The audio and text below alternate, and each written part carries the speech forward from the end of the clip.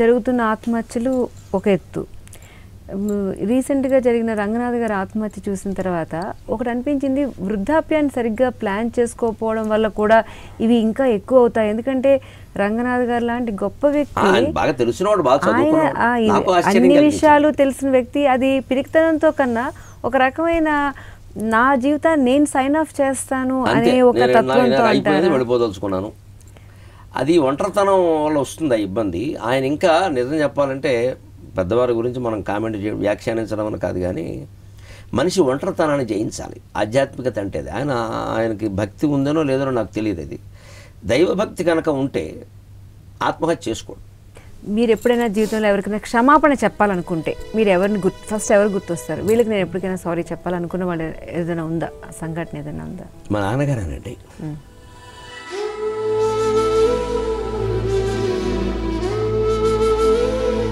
మీ అభివృద్ధిలోకి రావడం నాన్నగారు చూడలేదు ఇంతవరకు వెళ్ళారు.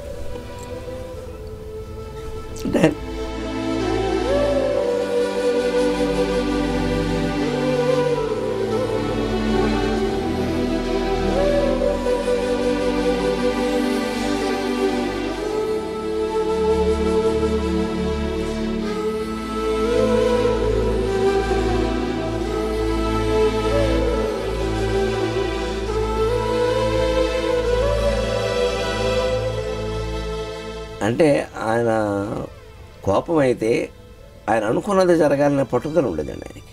మా అమ్మకి అది లేదు. మా అమ్మతో నాకు అనుబంధం బాగా పెరగడానికి, నా వ్యక్తిత్వం మీద మా అమ్మ ప్రభావం ఎక్కువ ఉండడానికి కారణం ఆ సర్దుకునే తత్వం అండి. పోన్లేరా, నీకు నచ్చిన పని నువ్వు చేసావు, దానికే ఉందని. మా నాన్న అలా అనేవారు కాదు. ఆయన అనుకున్నది జరగాలనే పట్టుదల ఉండేది. కానీ ఆయనకి నేను క్షమాపణ చెప్పాలని ఎందుకు అంటున్నానంటే, ఆ 78 నుంచి 87 వరకు ఉన్న కాలం ఉంది చూడండి, ఆ భావజాలాలు ఉండడం అయితే నేను వారికి ఇవ్వాల్సిన గౌరవం నేను ఇవ్వాలి.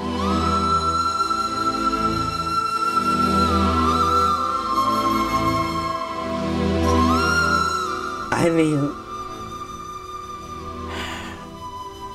ఉంచవలసినంత మనశ్శాంతిగా నేను ఉంచలేదు.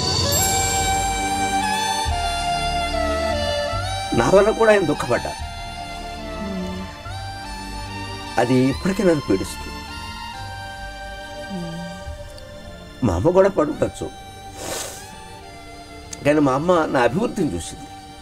నిన్నమొన్నటి వరకు ఉంది, 3 ఏళ్ల క్రితం అమ్మగారిని చూసాను కలిసి.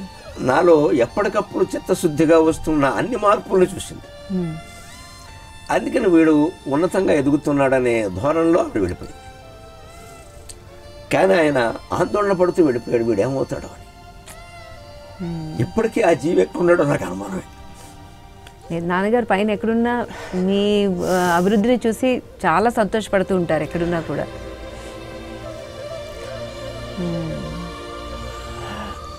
అందుకని చిత్రంగా మా పెద్ద అబ్బాయికి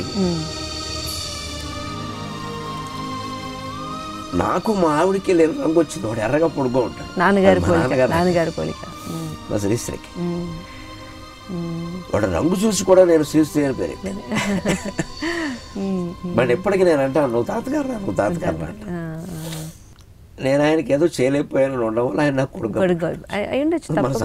సంప్రదాయం అంతేగా, అంతే అంతే తండ్రి మళ్ళీను తిరిగి కొడుకు రూపంలో. నిజానికి ఆ పేరే పెట్టచ్చు, కానీ అంతకంటే ముందు మా పెద్దన్నయ్య కొడుకు పుట్టాడు, ఆ పేరు పెట్టేశారు. అదే ఇంకా చిన్న సూర్యం పెద్ద సూర్యం అంటారు, నాకు అది నచ్చదు. ఈ చిన్న సూర్యం పేరు ఖాయమైపోతుంది. పైగా నాది సాహిత్య రంగం, దానికి అనుగుణంగా పెట్టాలని పెట్టాను. ఇప్పటికీ అంటే నేను అనుకున్న భావజాలం ఎప్పుడైతే వచ్చిందో నాకు మనస్సులో, నేను ఆయన తీవ్రంగా అధిక్షేపించేవాడిని. మీ పద్ధతి కాదు అని చెప్పేవాడిని. తండ్రిని అలా అనకూడదు అంతే. మన ధర్మశాస్త్రం ఏం చెబుతుందంటే, ఈ లోకంలో ఎవరినో మనం వ్యతిరేకించడం వేరు, తల్లిదండ్రులను వ్యతిరేకించడం వేరు. దానికి ఒక పద్ధతి ఉంది. మా నాన్నగారి విషయంలో అది నేను పాటించలేము.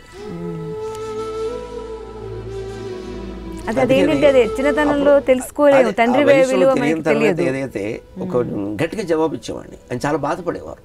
అప్పుడు నాకు 24-25 ఏళ్ళు, ఆయన ఏం చేస్తారు అని బాధపడేవారు. అలా వదిలేసేవారు. అందుకని నాకు అప్పుడు తెలియలేదు. నేనేదో నిజమే నమ్మిన ధర్మం కోసమే మనం మాట్లాడచ్చు, మన నిర్ణయం ఏదో మనం చెప్పచ్చు, కానీ వాళ్ళ పరిస్థితి కూడా ఆలోచించాలి కదా. కానీ అసలు తెలుగు ప్రజలందరూ కూడా తల్లిని ఎలా గౌరవించాలో తండ్రిని ఎలా గౌరవించాలో మీ దగ్గర నేర్చుకున్నారండి. మీరు ఏది మొదలు పెట్టినా కూడా ముందు అమ్మగారి ప్రస్తావన లేకుండా. ఇంకో నియమం ఉంది నాకు, ప్రేక్షకులకు చాలా మంది తెలియదు. మీ నాన్నగారి మీద పద్యాలు చెప్పలేదు అని అడిగేవాళ్ళు. నేను అవధానం చేస్తే ఖచ్చితంగా అమ్మ మీద, నాన్నగారి మీద, గురువు గారి మీద, సరస్వతీదేవి మీద చేసే ముందుకు చెప్పాకే పద్యం అవధానం ముందు పెడతాను. నా అవధానంలో ప్రార్థన ఒక ప్రత్యేక ఆకర్షణ. నేను చాలా సభల్లో చెప్పి బాధపడ్డాను. ఏ లోకంబున నుండి చూచెదవు తండ్రి, ఏ లోకంబున నుండి చూచెదవు తండ్రి, ఈ కుమారార్భకుండు ఈ లోకమున ఇట్టి పండితులలో ఈ గౌరవం బందగా, ఏ లోకంబున నుండి చూచెదవు తండ్రి, మా లోకమ్మని తిట్టినావు. 10వ తరగతిలో పద్యాలు రాస్తుంటే పద్యానికి డబ్బులు పడిస్తాడు, పిచ్చి మా లోకం ఏదో అనేవాడే. మా లోకమ్మని తిట్టినావు కవితే మా లోకమయ్యన్ కదా. ఆయన తిట్టు దీవెనైంది. నిజంగా మా లోకమే కవిత్వం, మా లోకమైంది, మా లోకమే కవిత్వం. మా లోకమ్మని తిట్టినావు కవితే మా లోకమయ్యన్ గదా, ఆలోకింపుమా మోద బాష్పములచే ఆశీస్సులందింపుమా. అద్భుతంగా ఉందండి. తండ్రికి ఇంతకన్నా అది మనం చేయగలిగింది ఇప్పుడు వెళ్ళిపోయాక చేసేది, కానీ అనిపిస్తూ ఉంటుంది అప్పుడు మళ్ళీ ఈ అభివృద్ధిని ఈ 10 మంది మెచ్చుకోవడం, ఇది తల్లిదండ్రులు చూస్తే వాళ్ళ ఆనందం వేరు కదా. నాకు అనిపిస్తుంది ఈవెన్ భార్యాభర్త మధ్య కూడా అంత సంతోషిస్తారా, అంత పూర్తిగా సంతోషిస్తారు. నేను చెప్తున్నానమ్మా, దానికి కారణం ఉంది. శరీరాలు వేరు, మీరు ఎంత చెప్పినా శారీరక బంధం అది. మానసిక బంధం కావడానికి చాలా ప్రయత్నం చేయాలి. భార్య ఏ స్థితిలో ఉన్నా మీరు మరోలా అనుకోవద్దు, కుష్ఠరోగంతో ఉన్నా ప్రేమించగలిగే స్థితి వస్తే ఆ మనస్సు ఉంటుంది. మనం అందాన్ని చూస్తున్నామయ్యే, కొందరేమో ఉద్యోగాలు చూస్తున్నారు, ఇప్పుడు ఆ సర్వీస్ చూస్తున్నారు. ఇవన్నీ చూసి ప్రేమిస్తే ఏముండదండి, అసలు ఇవి ఏమీ ఉండవు. ఆవిడ ఒక శిల, నువ్వు ప్రేమించంతే భార్య. అనేక రకాల అభిప్రాయ భేదాలు ఎక్కడొస్తున్నాయంటే ఈగోల వల్ల వస్తున్నాయండి. ఈగో ఎందుకు వస్తుంది? మీ అమ్మగారి దగ్గర మీకు ఎందుకు లేదు? మీ అబ్బాయి దగ్గర కూడా మీరు అహం మర్చిపోతుంది. స్త్రీ గారి పురుషుడు ఎవరైనా బిడ్డ దగ్గర కూడా, బిడ్డ తల్లిని కోపడితే పోన్లే మా అబ్బాయి ఓ మాట అంటే అన్నాడు, అదే మాట భర్త అంటే వచ్చేస్తుంది.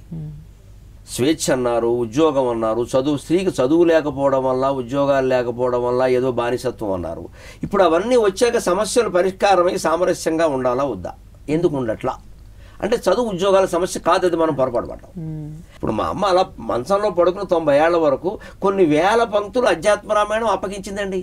ఆవిడ చదువు కాదంటారేమిటి? ఏబిసిడీలు చదువును అధ్యాత్మ రామాయణం చదువు కాదా? ఇది అజ్ఞానం కదా. పైగా ఆ అధ్యాత్మ రామాయణం చదవడం వల్ల, అవి వంటపడడం వల్ల 9 మంది సంతానంలో ఆవిడ కళ్ళ ముందు 5గురు చనిపోయారు, భరించిందండి. నా తల్లి హీరోయిన్, హీరో అండి నా తల్లి. నిజంగా ఈవేళ 20 ఏళ్ల వాళ్ళు, 30 ఏళ్ల వాళ్ళు, అమ్మాయిలు అబ్బాయిలు ఆత్మహత్యలు చేసుకుంటే ఏం వ్యక్తిత్వాలు ఉన్నాయండి వీళ్ళకి?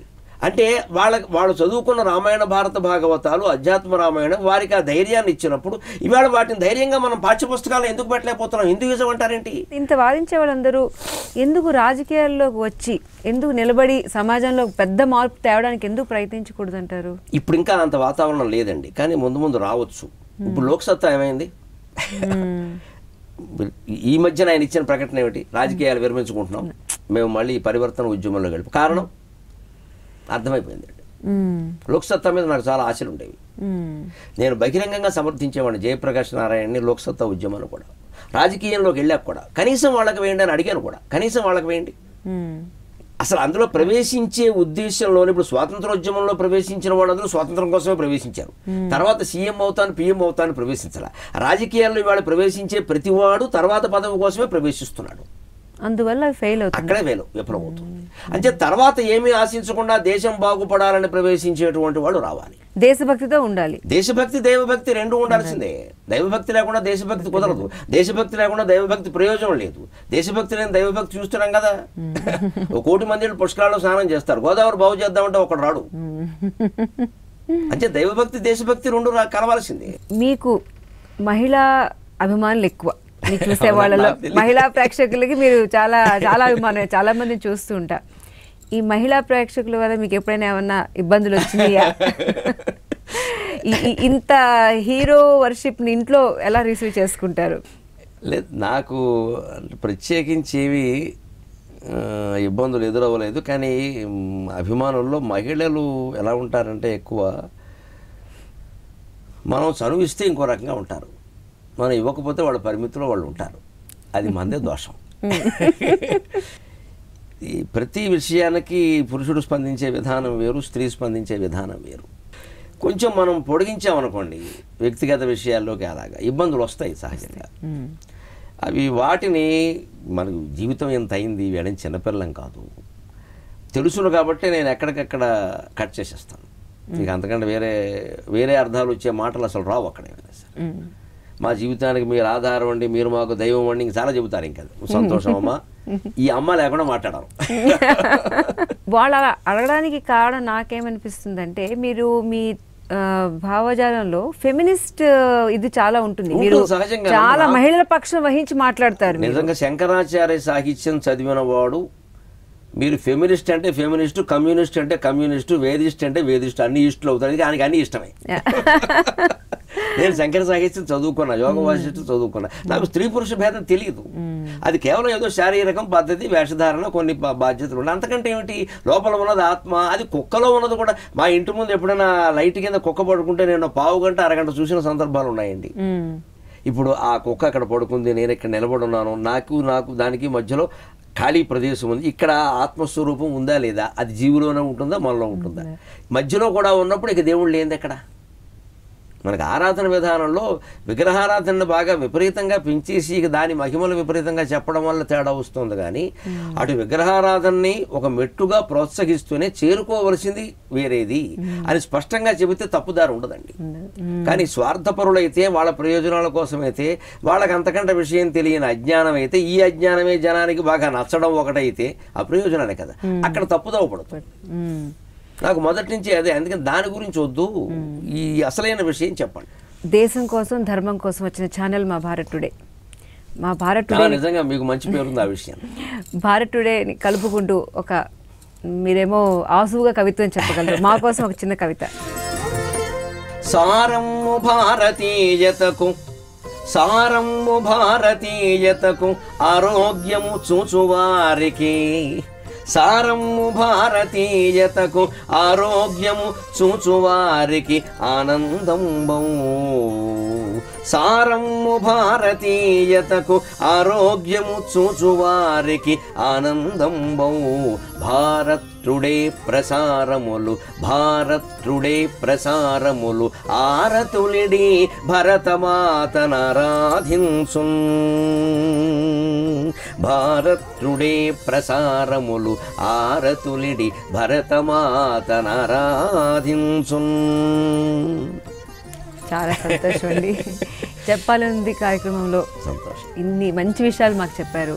మా ఛానల్ తరపున నిజంగా మీ ఛానల్ చేస్తుంది. నేను వార్తల విషయంలో కూడా ఏది చూపించాలి, ఏది చూపించకూడదు, అది దేశానికి పనికొచ్చేది ఏది, పనికిరాంది ఏది అనేది మీరు ఆలోచిస్తున్నారని మాకు తెలుస్తుంది జనాభా.